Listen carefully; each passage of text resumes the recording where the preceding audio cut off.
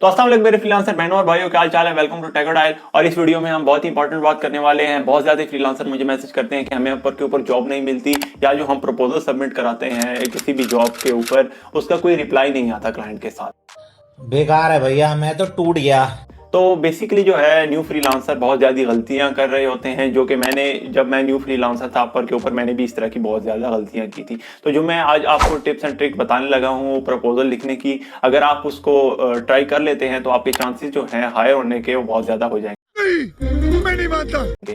तो बेसिकली हम क्या करेंगे कि एक जो प्रपोजल है उसको 4 सेक्शन में डिवाइड करेंगे, और मैं आपको साथ साथ बताता जाऊंगा कि किस सेक्शन में आपने क्या क्या लिखना है। अगर आप इस प्रपोजल को का टेम्पलेट देख लेते हैं और उसको आप अप्लाई करते हैं तो आपको जो है लाजमी जो है जॉब मिलेगी। तो चले आए हम अपर के प्रपोजल की तरफ चलते हैं, जो कि आइडियल प्रपोजल हो सकता है जो कि आपको जॉब लैंड करा सकता है। तो चलिए शुरू करते हैं। तो अगर हम अपने प्रपोजल की तरफ आए तो जैसे मैंने आपको बताया था कि हम इसको 4 सेक्शन में डिवाइड करेंगे, और मैं आपको बताऊंगा कि कॉमन कॉमन जो मिस्टेक है वो न्यू फ्रीलांसर क्या करता है और उसको कैसे रिसॉल्व करेंगे। तो अगर हम सेक्शन नंबर 1 के ऊपर आ जाए तो यहाँ पे देखें आपको दिख रहा होगा कि हाय और सिंपल जो है वो न्यू फ्रीलांसर होते हैं इस तरह जो है कन्वर्सेशन शुरू कर देते हैं, मगर आपने यहाँ पे कोशिश करनी है कि आपने यहाँ पे क्लाइंट का नेम मेंशन करना है। अब आप कहेंगे कि आपको जो है क्लाइंट का नेम कहाँ से मिलेगा, तो उसको ढूंढने के लिए मैं आपको एक टिप बता देता हूँ। आप किसी भी जॉब के ऊपर जाएं और यहाँ पे अगर क्लिक करें किसी भी जॉब के ऊपर तो आप ये देखेंगे कि बॉटम के ऊपर यहाँ पे आपको जो है क्लाइंट की पास हिस्ट्री नजर आ रही होती है।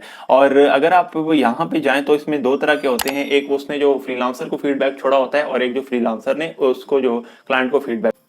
तो अगर देखें तो यहाँ पे उसने लिखा हुआ है माइकल लिखा हुआ है, और यहाँ पे लिखा है it was a pleasure working with Michael. तो हमें ये पता लग गया कि इस क्लाइंट का नाम जो है माइकल है। तो हम इसको यहाँ से कॉपी कर लेते हैं और यहाँ पे जो है इसको हम पेस्ट कर लेते हैं। तो हमारा जो है ये एक जो है कस्टम जो है कवर लेटर बन गया। हमने इससे क्लाइंट का नेम मेंशन कर दिया। इसका फ़ायदा ये होगा कि क्लाइंट को पता लग जाए कि यार ये जो बंदा है इसने मेरे जो पास्ट वर्क है उसके ऊपर रिसर्च किया है, और ये बंदा जो है इसको मैं प्रोजेक्ट दूं तो ये कंप्लीट कर लेगा। तो इसको जो है आप डायरेक्टली जो है मुखातिब कर रहे हैं किसी भी क्लाइंट को, तो इससे बहुत ज़्यादा फ़ायदा होगा। जब क्लाइंट को अपना कवर लेटर के ऊपर नेम मेंशन नज़र आएगा तो उसको जो है एकदम लगेगा कि यार ये जो क्लाइंट है ये थोड़ा जो है मेहनती है बाकी जो है फ्रीलांसर से।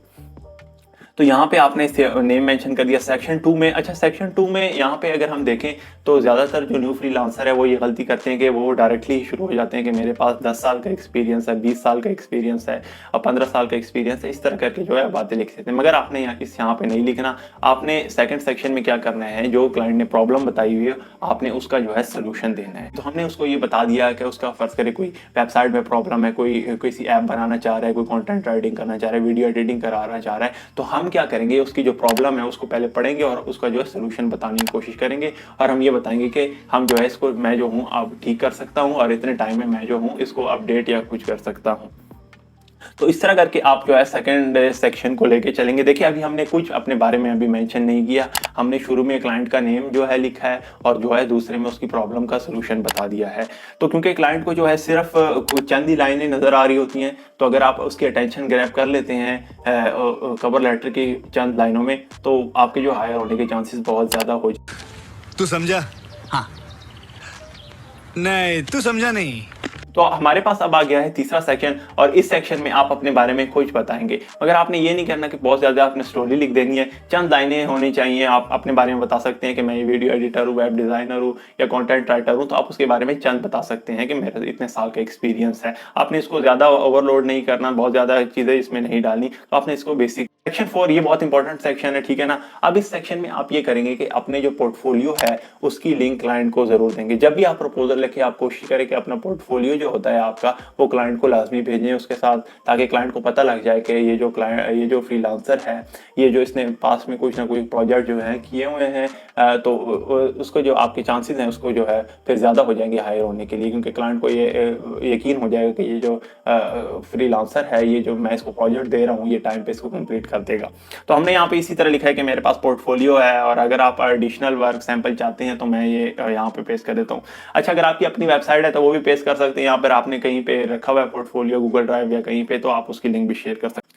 अच्छा, तो इस सेक्शन में अब लास्ट में जब हम आ गए हैं प्रपोजल में, तो आपने है कॉल टू एक्शन करना है। कॉल टू एक्शन ये होता है कि आप क्लाइंट को ये बताते हैं कि आपको जो है वो मैसेज करे और आप जो है फर्दर डिस्कशन कर सकते हैं। जैसा कि हमने यहाँ पे लिखा है कि go ahead and shoot me a quick message here on upper so we can chat a bit about yourself and project. तो हमने उससे कहा है कि मैंने जो है आपकी प्रॉब्लम जो है ये पढ़ ली है, जैसा कि हमने शुरू में उसको बता दिया था, और ये मेरा पोर्टफोलियो है, तो हम इसके बारे में और भी फर्दर चैट कर सकते हैं। तो ये क्लाइंट क्या करेगा, आपको जो है प्रपोजल को एक्सेप्ट कर लेगा और आपको जो है इंटरव्यू को बुला लेगा।